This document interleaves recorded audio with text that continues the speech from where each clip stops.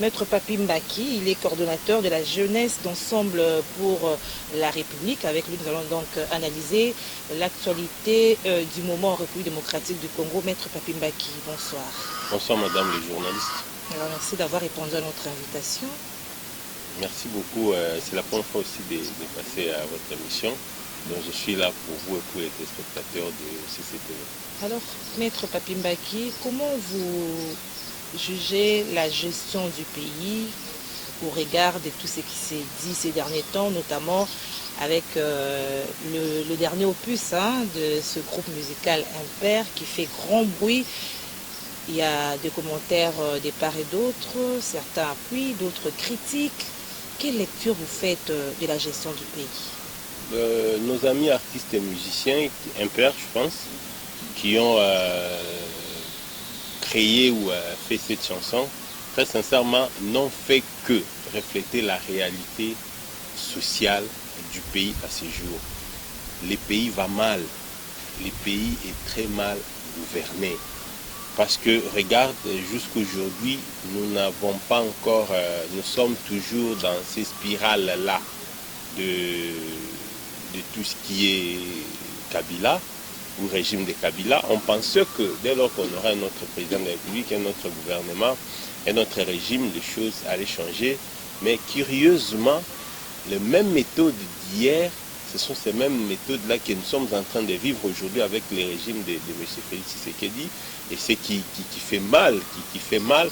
Aujourd'hui, qu'est-ce qui va dans ces pays? Les enseignants, ils ont un problème de paiement.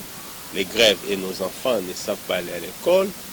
À l'Est, malgré l'état d'urgence, état de siège, il y a l'insécurité, il y a les tueries, et la vie sociale, rien ne va. Bref, donc rien ne va du point de vue social et même politique aujourd'hui. Le climat politique est aujourd'hui détérioré et aujourd'hui nous voyons maintenant c'est les nouveaux les hommes forts du régime qui peuvent dire n'importe quoi, qui peuvent faire n'importe quoi, qui peuvent traiter des gens n'importe quoi qu'on ne peut pas les poursuivre, qui peuvent détourner de l'argent, on peut les arrêter et puis on leur accorde la liberté provisoire et puis c'est fini.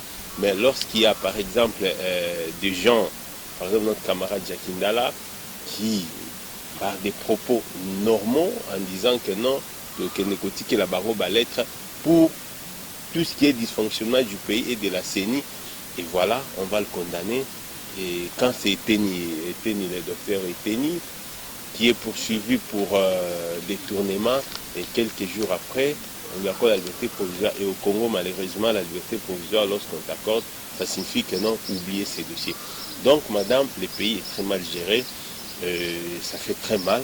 Ça fait très mal de comprendre que nous étions à l'opposition avec le président Félix Tshisekedi. Nous avons combattu M. Kabila. Nous avons combattu le système de Kabila pour qu'aujourd'hui, nous puissions, en tout cas, vivre ce que nous avons préféré, souhaiter vivre avec la population. Mais le bilan aujourd'hui... Mais quand vous dites que le pays va mal, Maître Papi Mbaki, la gestion du pays, vous critiquez, mais vous en faites partie. Vous êtes ensemble pour la République, vous êtes dans l'Union sacrée, vous avez des ministres au gouvernement. C'est pas que vous êtes en train de vous critiquer vous-même. Non, vous savez, c'est vrai. De toutes les façons, c'est ça la démocratie même, je pense. Nous sommes dans l'Union sacrée, oui, jusqu'à preuve du contraire, oui, je suis d'accord avec vous. En attendant la dernière décision. Mais là, cela ne signifie pas que parce que nous y sommes, nous devons fermer les yeux. Et vous verrez même, nous, dans l'Union sacrée, quand nous sommes venus avec notre cahier des charges. À l'époque, nous parlions de notre cahier des charges. Nous disions, nous sommes venus ici pourquoi? Pour qu'aujourd'hui, le peuple congolais ait une vie sociale décente. Le peuple congolais, nous voulons vivre une justice réellement indépendante. Nous voulons aujourd'hui la sécurité à l'Est. Nous voulons les élections crédibles, démocratiques, sincères et tout ce que vous savez. Mais le climat, la manière dont le décor est planté, non. Mais nous en faites partie, oui. Voilà. Et au-delà de tout, comment on dit, la locomotive ici, c'est qui? C'est le président de la République. Mais chacun a sa part. Vous avez un ministre. Voilà, c'est là où maintenant j'allais en venir. C'est là où j'allais en venir maintenant. Donc, Aujourd'hui, s'il faut faire les bilans par quotité, les ministres qui sont issus des ensembles pour les changements... Ils ont quel bilan? Ils ont un bilan largement positif. Je peux vous citer. Oui. Chéribin Okende regarde son secteur, il est en train de bien travailler. Non, mais il y a la grève à la SCTP. Oui, c'est sous sa gestion. Quand vous prenez, Transco également. Quand vous prenez le ministre des Affaires étrangères, vous prenez Moïse Nzangi et autres, ce sont des gens qui sont en train de travailler, de se battre, en tout cas pour donner une nouvelle image de l'ensemble pour la République d'où ils proviennent. Donc nous disons, je pense que le chef de l'État, qui est le garant de la nation, du bon fonctionnement des institutions, doit en tout cas faire ce qu'on appelle un gala musulman, ou je ne sais pas, communément on dit Ata la Simazonga Moto. Donc quand il a fait son discours de rupture avec le FCC, ce discours-là a séduit tout le monde, a séduit Ensemble pour la République, a séduit notre président Moïse Katumbi, et nous y sommes entrés. Mais la manière dont les choses se passent... Vous êtes déçu? En tout cas, moi personnellement, Papimbaki, je suis très déçu. Et voilà, peut-être à moins que je sois vite en besogne, c'est que nous déjà au niveau de la jeunesse d'Ensemble pour la République, lorsque le président Moïse nous a consulté par rapport à la vie d'Ensemble pour la République, dans l'Union sacrée, nous étions très clairs pour lui dire que Ensemble pour la République doit se retirer de l'Union sacrée. Ce n'est pas un secret, nous avons donné notre... Mais est-ce que vos ministres, ceux qui sont au gouvernement, qui sont des gens au mangeoire, vont accepter de se retirer? Tant mieux, c'est à eux de voir. De toutes les façons, si jamais nous quittions Ensemble l'Union sacrée, bon, celui qui va accepter le bon sens, qui sera guidé par le bon sens politique, selon lequel je suis ici par le fait de cette famille politique qui n'est plus, et que je dois aussi partir, s'il estime rester, et tant mieux. Et puis ça ne sera pas pour la première fois, on connaît. Donc voilà, à l'époque des débauchages, à l'époque de Kabila, ça a été, et le Vital Kamerhe a été vidé de tout, Jean-Pierre Bemba a été vidé de tout collaborateur, mais ce n'est pas pour autant que Jean-Pierre Bemba est fini parce que les autres sont partis. Vital Kamerhe était là, est toujours là. Donc je pense que je ne le prête pas des intentions. Bon, si jamais il restait, et nous sommes là encore. Si moi je partais, il y a d'autres personnes qui seront. Et Ensemble continuera toujours tant qu'il y aura le président Moïse qui est là. Alors vous entendez parler, c'est la position de votre parti?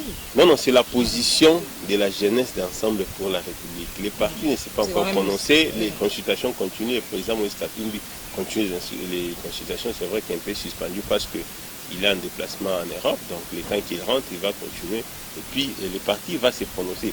Si la décision qui va découler des consultations veut à ce que nous puissions y rester et que la majorité a remporté, bon, nous, la jeunesse, nous allons nous plier. Mais si aussi c'est notre position d'équité qui va remporter, et nous ne serons que heureux. Alors, est-ce que vous croyez qu'aujourd'hui, avec le départ de vos ministres, qu'est-ce que ça va changer par rapport à la gestion du pays, par rapport à la façon de faire du président de la République? Bon, nous, l'essentiel, c'est que nous sommes dit, parce que regarde, madame, dans la vie, il faut avoir tout ce que vous faites, il faut poser ça sur un certain nombre de principes, en disant que je fais ça, je vais obtenir tel résultat. Bon, si nous partons et que les chefs de l'État pourraient remplacer ces ministres à d'autres personnes, si ces personnes-là seront compétentes pour le pays et qu'ils feront mieux, peut-être que les ministres issus d'Ensemble pour la République, bon, autrefois issus d'Ensemble pour la République, non, il n'y a pas de problème. Donc, l'essentiel est que le pays va avancer. Mais moi, personnellement, au niveau de la jeunesse, nous estimons que la manière dont les choses sont en train de se passer, aujourd'hui, par exemple, j'ai appris, ils sont en train d'empêcher la reddition des comptes, tout ça. Ils ne veulent pas que le document par rapport à la reddition des comptes soit examiné page par page. Tout simplement, ils veulent qu'on puisse voter ça comme ça, parce qu'il y a des choses par rapport à la gestion, par rapport aux dépenses publiques. Donc, c'est des choses, très sincèrement, jusque-là, la différence seulement, c'est qu'à la tête, il y a un Félix Tshisekedi, hier c'était Kabila, mais dans la gestion quotidienne du pays, En tout cas, très sincèrement, il n'y a pas de différence. Alors, votre point de vue critique, Maître Papi Mbaki, est-ce que c'est pas parce que par rapport à la situation de la CENI, vous avez critiqué la désignation de Denis Kadima et cela est délicat, mais quand même là à la tête de la CENI, si ça explique votre position? Non, ça fait partie des problèmes. J'ai rappelé ici notre cahier de charges quand nous sommes venus ensemble pour la République en l'Union sacrée. Nous avions dit que nous voulons aussi les élections démocratiques, libres, transparentes et autres. Mais la manière dont Denis Kadima a été désigné, investi par le président de la République, et que le président de la République juge que la procédure a été régulière, pire, le président de la République dit même que dans une majorité, dans une démocratie, il y a des gagnants et des perdants. Non, dans la désignation, aussi, oui. Non, dans la désignation des membres de la CENI par les confessions religieuses, il n'y a pas de gagnants, il ne doit pas y avoir des gagnants et des perdants. Vous voyez, ça dit c'est une cause de la nation, il doit y avoir un consensus le plus large possible. Mais il ne faudrait pas dire qu'il y a des gagnants et des perdants. Oui. Qui a gagné, qui a perdu. Voilà, donc il n'y a pas de gagnants et de perdants. C'est une... Alors quand déjà le président de la République dit comme ça, moi, très sincèrement, ça me choque. La voix de la majorité avait gagné. Ça me choque un peu. Bon, c'est les mots, mais bon, j'ai entendu des gagnants et des perdants. Donc tout ça, la manière dont les choses se sont faites, et moi je me dis, un candidat qui a fait l'objet de beaucoup de critiques par rapport à tout ce qui est éléments de corruption et autres, des pressions, des menaces pour les électeurs ou les personnes qui devaient désigner. C'est cette même personne-là, mais madame les journalistes, très sincèrement, même le bon sens même pour cette personne-là, voudra assez que la personne puisse même se retirer ou désister même moi. Malheureusement, au Congo, nous n'avons pas la culture de démissionner, de résister, parce que nous pensons plus nos propres intérêts que les intérêts de la nation. Alors, vous avez souhaité qu'il soit à la tête de la CENI, parce qu'on continue, même si aujourd'hui on critique Denis Kadima, avant Denis Kadima, Yango Imolunda, Nanga qui était critiqué. Vous savez, c'est vrai, hormis les critères d'expertise électorale, il y a aussi les critères de la moralité. Ça, c'est très important en matière électorale. Un président de la CENI, un président de la CENI, c'est un juge des candidats aux élections. Il est juge, dit que non, c'est vous qui avez remporté, vous n'avez pas remporté. Quand vous me parlez de Nanga, vous me parlez de Ngoïmoulunda et autres, je suis très désolé. Il pouvait être très intelligent, je suis d'accord, c'est une personne intelligente, mais un problème de moralité. Il y a eu un problème de moralité. C'est vrai, je veux bien que le président de la République soit le garant du bon fonctionnement des institutions de la République, mais lorsque, par exemple, un Nanga est appelé à tout moment à Kingakati par M. Kabila en son temps, ça pose déjà un problème. Ça pose un problème. Lorsqu'un Moulunda qui répond, vous êtes censé être juge, qui répond au parti, à une des parties, c'était quoi encore mais bref, j'ai encore oublié en son temps, mais ça pose un problème. Il doit subir, il doit vraiment subir pour vraiment être au-dessus de tout soupçon. Donc, en matière de candidats, madame, les meilleurs des critères, c'est la moralité. Parce que, c'est vrai, vous pouvez être un expert de toutes les façons. La CENI aujourd'hui, nous sommes déjà à la 3e expérience. Il y a des gens qui sont là-bas, des experts qui sont là-bas. Même comme si tu es nul. C'est un expert de la CENI, oui. Par exemple, il y a Ronsard Malonda, tout ça. Donc, même si tu es nul dans des questions électorales, mais la moralité veut à ce que, en tout cas, X a gagné, Y a gagné, ça pose un problème. Mais lorsque déjà vous êtes candidat, président de la CENI, il y a des confessions religieuses qui font les communiqués dans lesquels ils dénoncent le fait qu'ils soient sous pression par certains politiciens qui veulent à ce qu'on puisse vous désigner vous. Mais il n'y avait pas de preuve par rapport à cette question. Madame, moi je m'en tiens au propos des Abbé Chollet, je m'en tiens à ces propos, non seulement au propos des Abbé Chollet, mais eux-mêmes, les 8 là, ils avaient fait un communiqué, le communiqué existe. que non, nous sommes sous pression parce que. Ce sont eux-mêmes. Et les 6, 3, 4 jours, 5 jours après, alors ils se rebiffent, alors ils votent la personne, ils désignent la même personne là. Par quelle magie? Soit ils ont cédé à la pression, soit ils ont cédé à la corruption. Donc, très sincèrement, malheureusement, c'est ça. Mais je pense que nous n'allons plus continuer avec ça.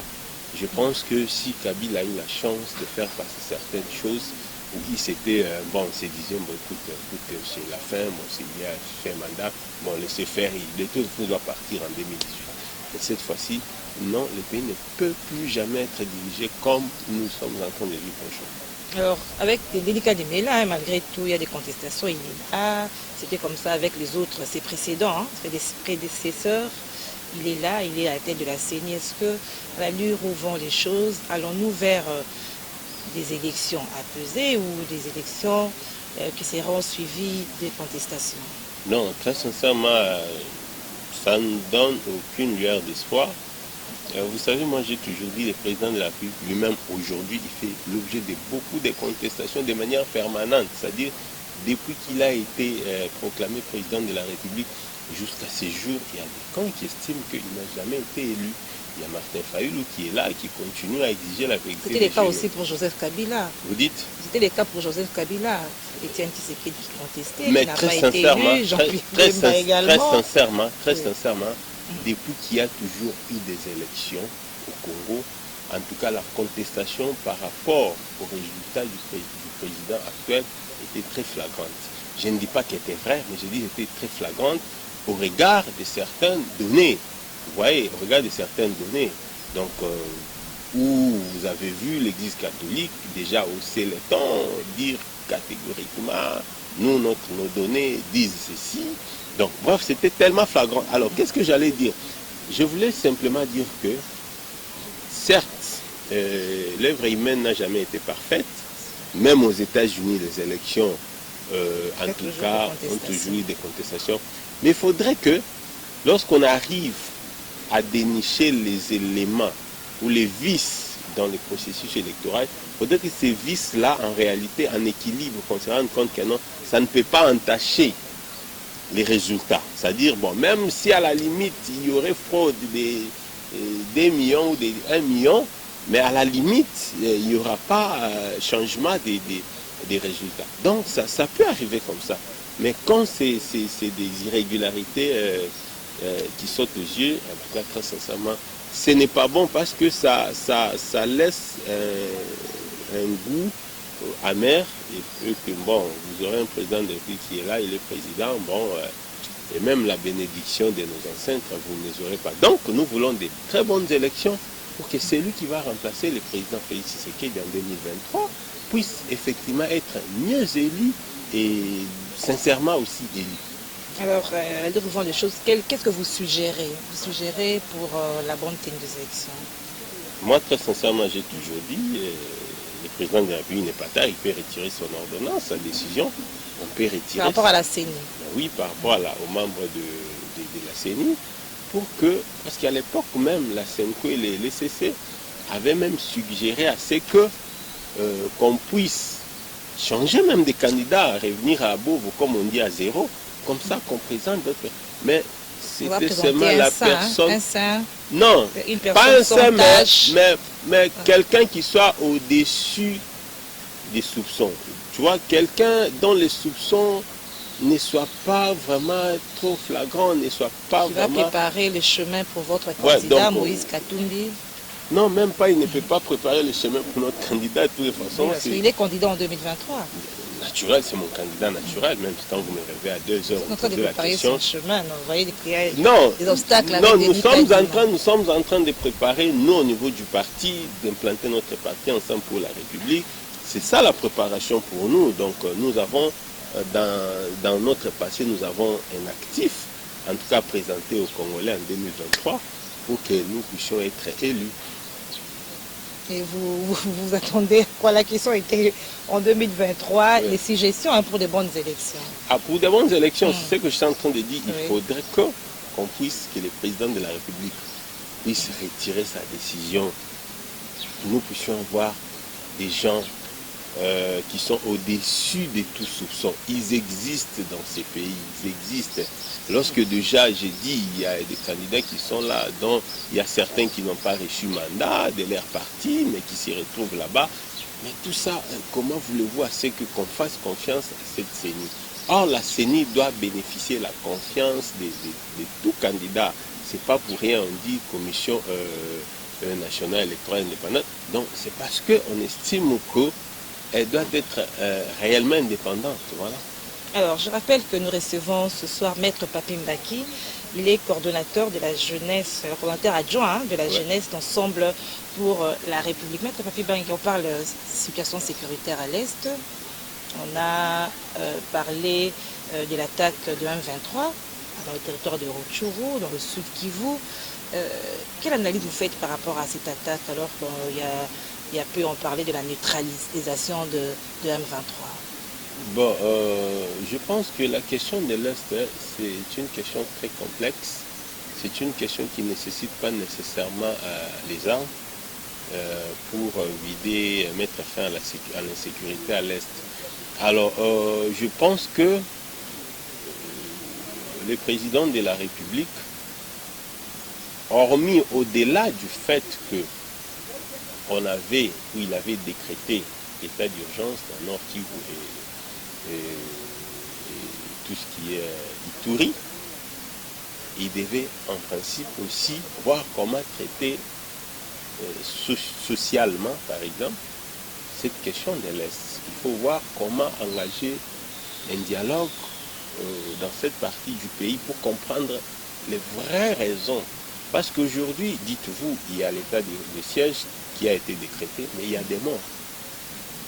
Quand vous prenez au sud Kivu, il y a des morts. C'est vrai que là-bas, on n'a pas décrété l'état de siège. C'est le nord Kivu et Ituri. Mais ça pose un problème, c'est pratiquement le même contexte. Donc, je me dis, finalement, on sera, parce qu'il y a des prolongations, on sera dans un état de siège à vie là-bas. Il ne faut pas mettre fin à l'état de siège. Non, moi, je suis de ceux qui pensent qu'on doit mettre fin à l'état de siège. Parce que l'état de siège ici, ça signifie quoi? Ça signifie que les libertés fondamentales de certaines personnes ou des populations dans cette contrée est limitée, sont réduites. Ouais. Donc, ça signifie que quelqu'un qui a son magasin, par exemple, il ne peut pas fermer ça à 22h. Il est obligé de fermer ça à 17h, à 18h. Quelqu'un qui a, par exemple, un bar. Bref, tu vois, ça signifie que on ne sait plus vivre comme on doit vivre dans un état normal. Donc, d'un côté, qu'il y ait la paix. Mais il n'y a pas la paix, c'est ça le vrai problème. D'un côté, il n'y a pas la paix, mais de l'autre côté, on vous contraint de vivre dans la restriction de vos libertés. Moi, je pense plutôt, comme j'ai dit, on met fin à cet état de siège, on renforce. Ça serait l'anarchie. Non, même pas. L'état existe. On renforce les éléments de sécurité, tant des renseignements et autres, de la défense et de la sécurité intérieure. Les policiers, on renforce. Et puis, on réfléchit sur la question sociale de l'insécurité à l'Est. Et je pense qu'on pourra trouver la solution que de laisser les familles qui ne savent plus vivre comme ils doivent vivre normalement. En même temps, ils souffrent encore de tout ce qui est guerre, tout ce qui est... C'est compliqué. Alors, vous répondez à ceux qui estiment que ce sont les politiques, l'opposition bien sûr, qui tirent des ficelles pour parler de l'échec du gouvernement de Félix Tshisekedi. Madame, est-ce que c'est l'opposition? Parce que j'ai ouï les politiques, hein, ouais, en général, ouais. Ouais, j'ai ouï dire en son temps, il y a eu, je crois, les salaires des forces armées qui seraient détournés dans une des parties dans laquelle on a décrété l'état de siège. Est-ce que ce sont les politiques ou mieux l'opposition, parce que c'est l'opposition qui serait à la base de cela? Je ne pense pas. Les problèmes, les vrais problèmes, c'est que est-ce que le président de la République, en prenant cette décision-là, il a pris tous les contours, il a étudié tous ces contours-là. C'est ça, donc il n'y a pas, ne dites pas qu'il y a l'opposition derrière ça, mais il y a d'autres, bien des questions qu'il faut étudier à fond et que pour voir comment est-ce qu'on peut faire face Mais quand même, à vous ça. reconnaissez qu'il y a des gens qui tirent des ficelles, hein, les politiques quand même, qui J'ai- profitent de cette guerre pour les minéraux, notamment au niveau international que national. Mais c'est ce que maintenant je suis en train de dire. S'il y a ces gens-là, mais maintenant, il faut maintenant voir convoquer un dialogue social pour comprendre les vrais problèmes c'est lesquels. Et à partir du moment où on va comprendre les vrais problèmes de l'insécurité à l'Est, c'est celle-ci, on va mettre fin à ça. Alors si on pense qu'il faut décréter l'état de siège, oui on a fait, c'est bien, nous avons applaudi, mais aujourd'hui on se rend compte que les résultats, c'est mitigé. Mais d'autres parlent de la réussite. On a suivi par exemple Toumba Loaba qui dit que l'état des sièges, il y a des positifs, quelques positifs par rapport à cette mesure exceptionnelle. Vous savez, hein, vous êtes journaliste, quand vous faites un tour à l'Est, c'est là où vous allez vraiment comprendre ce que nos amis de l'Est vivent. C'est pas ici, nous sommes ici, là-bas, les gens meurent tous les jours. Je vous dis, les gens, vous savez, écoutez. Mais ça ne date pas aussi de Félix Tshisekedi, c'est depuis, avant son avènement. Madame, de toutes les façons, on a toujours dit, lorsque vous héritez l'actif, vous allez aussi hériter les passifs. C'est pas parce que ça date de 10 ans, c'est-à-dire non. Madame, la question de l'Est, là, même si ça datait de 30 ans, vous pouvez finir ça dans 6 mois. Vous pouvez finir ça. Nous, moi, je ne peux pas tout dire ici, je ne suis pas expert à la présidence, mais en tout cas, il ne faudrait pas que nous puissions nous exonérer en disant que non, c'est une situation que nous avons trouvée. Nous sommes déjà à 3 ans. À 3 ans des mandats du chef de l'État. Donc, alors, on dira quoi? Non, il faudrait déjà trouver la solution par rapport. Même s'il y a 20 ans, on peut trouver la solution dans 3-4 mois et mettre fin à ces situations. C'est une situation, il n'y a que des hommes qui sont derrière la guerre. Donc voilà. Il y a la MONUSCO pour certaines personnes qui veulent s'éterniser au Congo. Madame, moi j'ai toujours dit, je n'ai rien dans tout ce qui est MONUSCO. Mais, madame, si la MONUSCO ne serait pas à l'Est aujourd'hui, je ne sais pas qu'est-ce qu'on vivrait. Ne vous en faites pas. C'est vrai qu'il peut. Non, mais le problème c'est lequel? La MONUSCO est là pour la consolidation de la paix. À partir du moment où la paix n'est pas consolidée, ça pose un problème. Vous demandez vous-même, quand vous regardez, je ne sais pas, peut-être ces jours ici, en son temps, il n'y avait même pas d'avion pour les déplacements des militaires. Ils utilisaient les avions de la MONUSCO. Mais tout ça, bon, bref, vous laissez qu'elle parte. Moi, je suis d'accord que la MONUSCO se retire. Mais qu'est-ce que vous faites en contrepartie pour assurer la paix, consolider la paix des Congolais à l'est du pays? Alors, en tant que juriste, vous l'êtes. Nous allons terminer avec une question qui touche votre profession. C'était lors de la 3e rentrée judiciaire au Conseil d'État où le président Vungaou a fustigé certaines politiques ou responsables autorités du pays qui s'opposent aux décisions de la justice. Il dit que c'est s'opposer aussi au chef de l'État. Quelle analyse vous faites? Bon, ça c'est une réalité. D'abord, c'est que l'appareil judiciaire lui-même est inféodé par les politiques. Ces politiques-là qui manipulent la justice, qui ne veulent que la justice soit de leur côté. Alors, s'ils trouvaient en face d'eux un juge carré, un juge consciencieux, qui dit non, moi je ne rends pas la justice selon votre volonté, et pour exécuter cela, il sait mettre. Et là, je vous dis, madame, dans ces pays, si nous avons des juridictions qui fonctionnent encore, en tout cas en toute indépendance, même à 60%, c'est le Conseil d'État. Moi j'en ai beaucoup d'expérience, très sincèrement, c'est le Conseil d'État. C'est-à-dire, vous êtes devant un jugement ou un arrêt, vous dites non, nous avons mérité cela. Donc si le président Vungaou le dit, parce que les décisions qu'il a rendues ou que sa juridiction a rendues, c'est des décisions vraies et qui ne plaisent pas à certains politiciens qui estiment qu'il faut bloquer leur exécution. Malheureusement, c'est ça la réalité. Ok, Maître Papi Mbaki, nous tombons déjà à la fin de notre magazine Au-delà de l'actualité par rapport à tout ce qui a été dit, élections, il y a la gestion du pays avec bien sûr l'opus du groupe Impair, il y a les questions juridiques, nous avons évoqué un tout petit peu à la fin de notre magazine. En dernier mot, qu'est-ce que vous pouvez dire? Donc, je voulais juste dire que les Congolais, en tout cas, être très vigilants, très sincèrement, on ne va plus nous manipuler. Les systèmes d'hier du régime de Kabila, nous n'allons plus les avaler. Donc c'est aujourd'hui ou jamais nous devons défendre notre pays pour que nous ayons des bonnes élections, pour que quand même, regardez, madame, les élections qui sont passées dans ces pays. Une élection dans un pays comme ça, qu'un président est élu, vous sentez ça comme si c'est un non-événement, c'est juste un groupe de gens dans une commune qui semble festoyer, tout ça. Non, parce que ça pose toujours un problème. Les élections n'ont toujours pas reflété la vraie vérité des urnes. Donc cette fois-ci en 2023, nous croyons que nous devons avoir de très bonnes élections. Celui qui organise, qui peut ou n'est pas gagner ces élections-là. Voilà. Merci Maître Papimbaki. Merci beaucoup. Je rappelle que vous êtes coordonnateur de la jeunesse d'ensemble, parlementaire adjoint de la jeunesse ensemble pour la République et vous étiez l'invité de l'État d'actualité. Madame, Monsieur, nous sommes arrivés à la fin. Nous nous retrouvons au prochain.